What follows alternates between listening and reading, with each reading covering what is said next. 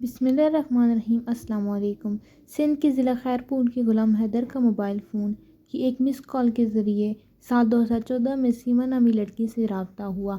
3-4 ماہ تک دونوں فون پر بات کرتے رہے۔ خاندان والے نہ مانے تو دونوں نے کورٹ میرج کر لی اور کراچی جا بسے۔ دونوں کے ہاں 4 بچے پیدا ہوئے۔ غلام حیدر کراچی میں رکشہ چلاتا رہا لیکن 2019 میں روزگار کے لیے سعودی عرب چلا گیا۔ محنت مزدوری کی کمائی سے کراچی میں ایک چھوٹا سا مکان اپنی بیوی بچوں کو لے کر دے دیا۔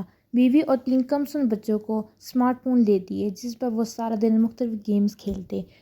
غلام حیدر کی بیوی سیما کا اپنے اسمارٹ فون پر پب جی گیم کھیلتے کھیلتے انڈین شہری سچن سے رابطہ ہوا۔ دونوں پب جی کھیلتے، واٹس ایپ پر باتیں کرتے اور ایک دوسرے کے عشق میں مبتلا ہوئے۔ سیما نے کراچی میں مکان بیچا اور اپنے بچوں کو لے کر نیپال پہنچ گئی جہاں اس نے ہندو مذہب اختیار کیا اور مندر میں جا کر انڈیا کے ہندو لڑکے سچن سے شادی کر لی۔ سچن کی مدد سے بچوں سمیت غیر قانونی طور پر نیپال سے انڈیا داخل ہوئی اور دونوں دہلی کے قریبی علاقے میں کرائے کے مکان میں رہنے لگے۔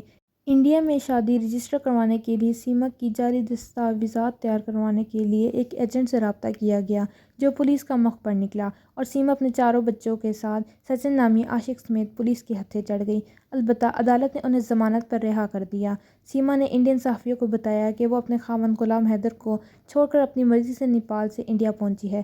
سچن کے عشق میں اس نے اسلام چھوڑ کر ہندو مذہب اختیار کیا اور نیپال کے مندر میں اس نے سچن سے شادی کر لی۔ دوسری طرف سیما کے خاوند نے سعودی عرب میں درخواست کی ہے کہ میری بیوی اور بچوں کو پاکستان واپس بھیجا جائے۔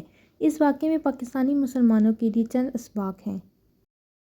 قرآن، حدیث اور سیرت طیبہ کا روزانہ کم از کم 1 گھنٹہ مطالعہ اپنے اور اپنے اہل و عیال کے لیے لازم کریں۔ دین کے فہم اور عشق مصطفیٰ صلی اللہ علیہ وآلہ وسلم کے بغیر ایمان اور اخلاق محفوظ نہیں رہ سکتے۔ دنیا کے کیریئر کے لیے 8-8 گھنٹے پڑھنے والے اگر 1 گھنٹہ بھی دین اور سیرت نبی صلی اللہ علیہ وآلہ وسلم کے فہم کے لیے نکال لیں گے تو یہ زیادہ بڑی کامیابی کا باعث بن جائے گا۔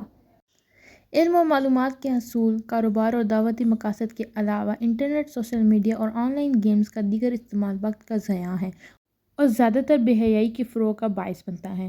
ان کے غلط استعمال سے خود بھی بچیں اور اپنے اہل و عیال کو بھی بچائیں۔ مزید ایسی ویڈیوز کے لیے میرے چینل کو سبسکرائب کریں۔ اللہ حافظ۔